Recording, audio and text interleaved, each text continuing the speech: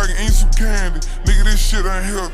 Nigga, hold your text. What's up, man? It's the best YouTuber, you know what I'm saying? That's MIC, that's the best YouTuber, you know what I'm saying, in general. And, you know what I'm saying, despite all the, you know what I'm saying, less views I got, just wait till we up the top, nigga. Wait till we hit 100K, 100,000, nigga. 100,000. When we hit 100,000, my name, and I ain't stopping until I hit 100,000. Even at then, it gonna be something that take me off. Like, that take me off. But, you know what I'm saying? I could have been like, I could go crazy with the edits. It ain't my time. I want it to be my time. And I know when I want it to be my time. And when it be my time, the YouTube shit gonna really, really hit different. And I might start doing more collabs too. You never know. Yeah, we got in the sauce.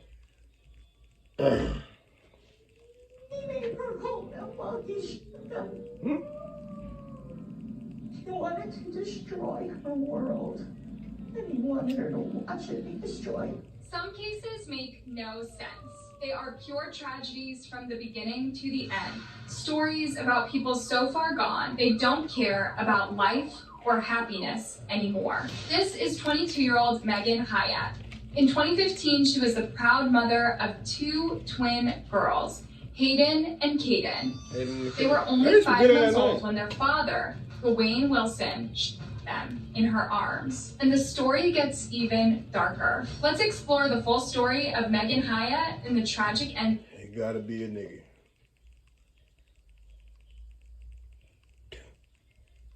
I knew they threw this nigga under the jail. Not only because of baby.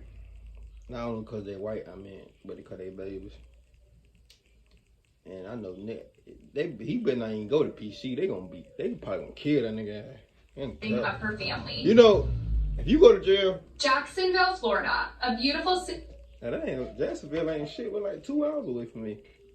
Hell, Jacksonville shorter than damn. I could go to Jacksonville for 2 hours and damn Atlanta for 3. Oh God. But you know, if you go to jail, bro.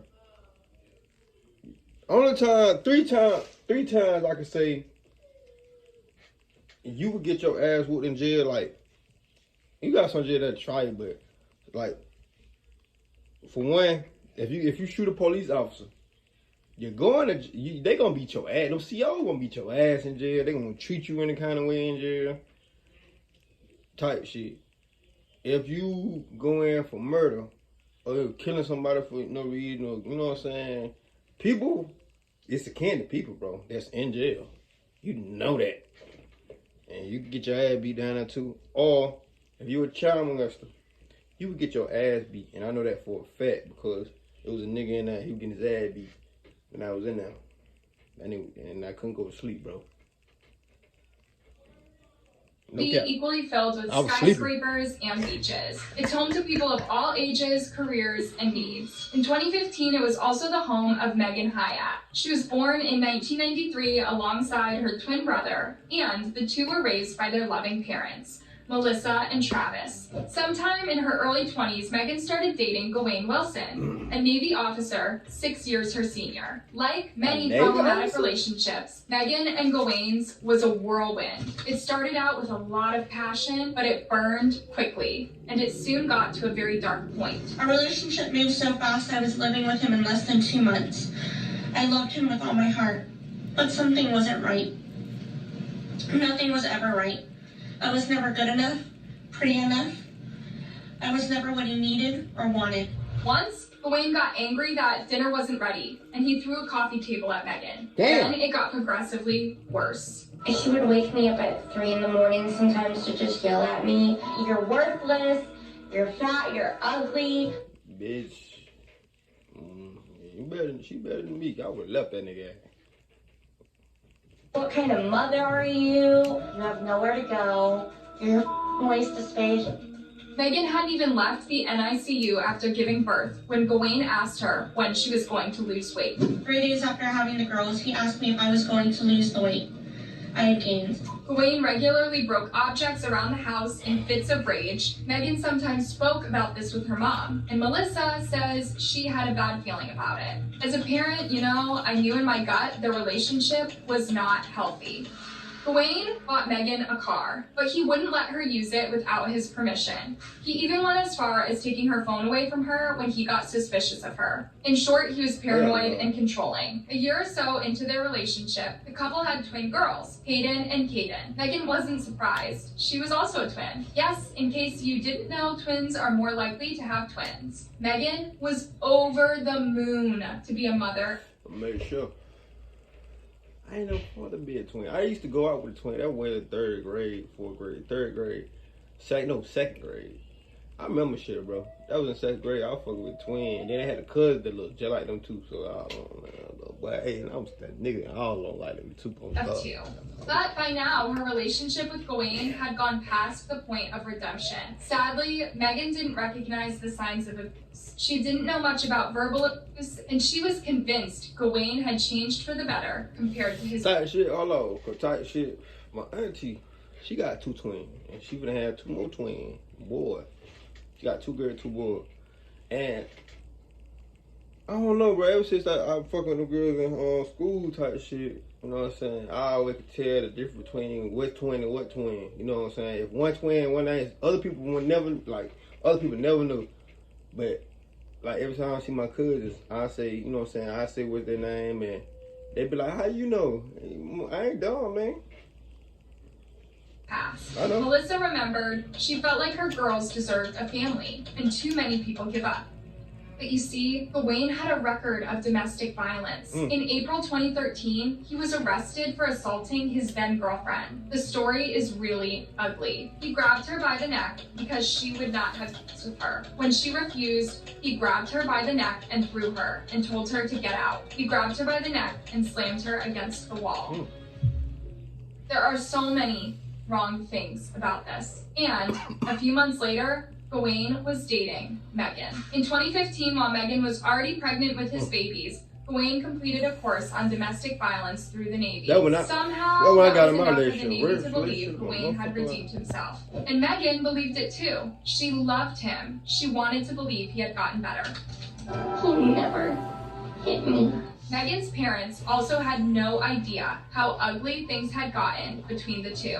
Megan saw the good in him and didn't complain too much about his yelling at her family. Now, she wanted to put all of her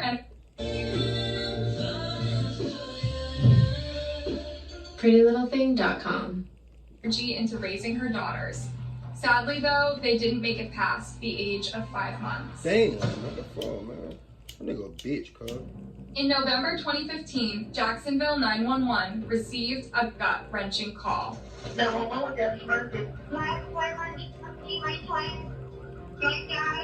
It was a miracle Megan could talk. She had been shot 7 times, including 1 shot through her eye. And the bullet went through this eye. I knew I could feel my eyeball, which was like hanging down here. Megan told the police everything. That morning, she had decided she couldn't be with Gawain and endure his abuse anymore. She would be a single mom and get help from her parents. So she called him while he was at work and told him she was leaving him. She figured she would have time to pack up and leave before he came home. When he heard the news, Gawain threw a tantrum in front of his coworkers. "Oh, I'm gonna kill you. Yet, somehow no one at work thought Gawain's message was distressing, and no one interrupted his decision to leave work and go kill his girlfriend. When he left his duty station without approval before his shift was over, how come nobody called her and told her? Exactly. I did hear someone in the background saying, "Come on, Rush, get off the phone." As soon as he threatened my life, they should have called the cops. In less than an hour, Gawain was home with a gun pointed at Megan. In a fit of rage, he made her take her babies and hold them pressed against her chest as he pulled the trigger. 1 bullet into each of their tiny bodies. Then he told Megan to listen closely as he kills her dad, too. Travis was in the other room. He wasn't quick enough to stop this ordeal. Gawain shot and killed Travis. Then he shot Megan in the eye. Finally, Gawain pulled the gun on himself. He bitch ass Megan crawled through the gore and the blood to get to the other room, where her father was drawing his last breath. She was quick enough to have one last conversation with him. He just asked Megan to send his love to his other child, her twin brother. Megan was rushed to the hospital in critical condition. The doctors weren't sure she was going to make it. And if she did, would she ever recover from the shock of losing pretty much her entire family in the blink of an eye? It's one thing to survive a horrific home invasion and lose your kids. It's a whole other thing if your ex-partner did this to you. He made her hold them while he shot them. He wanted to destroy her world. She ain't never get over that. Watch it be destroyed. Some people take rejection very hard. Others even get vindictive. But it's simply unfathomable to imagine someone would think of this punishment for their loved one. Love ain't never that good at all. I can find another bitch as soon as I lose. However, in 2018, Megan proved she was stronger than anyone could have imagined. I finally feel pretty. I just wear makeup to feel like a better me. I remember being in that hospital room with you. I couldn't even fathom how you were going to cope with all this. Aren't you impressed? Yes, I am. Megan regularly visits her babies' graves and reads to them, assuring them she still loves them. There's no place, not one, that my love can't find you. Justice cannot be done for Megan's daughters and father. When Gawain took his life, he took away that opportunity. Megan and her family had a choice: curl up and disappear from the world under the weight of the tragedy, or survive and speak out so that other people can avoid entering abusive relationships. Of course, Megan chose the latter. I've come very far. In 2018, Megan started college again, and this time she had one goal: to open domestic violence shelters nationwide. For Megan, that is a promise to God. He saved me, so I plan on keeping that promise. There was something else Megan and her family did. Do you remember that Gawain worked in the Navy? They had his whole domestic abuse record. They saw him act aggressive toward women repeatedly. Why didn't they manage to prevent the murder-suicide when Gawain was literally heard sending death threats to Megan over the phone just hours before? That is what we're looking into. He shot up his twin baby girls and almost killed his girlfriend, Megan Hyatt.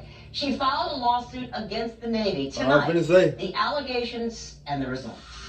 For Megan, it was especially painful that her baby's death could have been prevented, and it wasn't. Just completely heartbroken. Yeah, he worked in the Navy, I forgot. They bullshit. However, he says. And we don't think the federal government did it right, and we think they should be held accountable for that.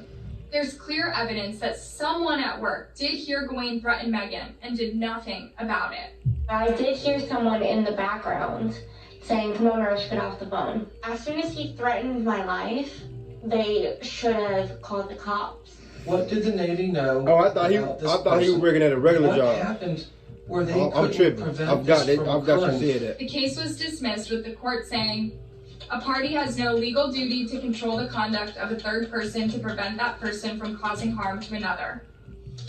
Moral obligation? This is where the law gets murky and people use its loopholes. The federal government has protections that most citizens don't have. I ain't saying shit about the government. I want them bitch come get me. Right. On the one hand, Megan wants money for her pain and suffering, as well as her huge medical expenses. On the other hand, they want to raise awareness around domestic abuse and the fact that it can be prevented if people take it more seriously. The Navy had documents of Gawain's horrible history, and clearly his domestic abuse certificate didn't change him at all. Megan's loved ones are impressed over and over again at the sheer energy she puts into helping other people like her. A GoFundMe page has helped her raise funds for some of her expenses where the government couldn't help. But that doesn't mean that she doesn't struggle every day following the incident. Post-traumatic stress disorder follows her every day. And during her first year, she could barely sleep at night. When she heard a siren outside, she would hide inside her closet and have a panic attack. Did anything help you with the PTSD? No. Nothing. Then Megan started MNRI therapy, meant to turn off trauma by reintegrating neural reflexes. So from like 20-something nightmares a week to what now? Maybe one. For the whole week? Mm-hmm. Gawain was never put on trial. He chose the easy way out. However, that didn't stop people from wondering how he managed to get to a point so low. Megan's mom, Melissa, shared her take on things.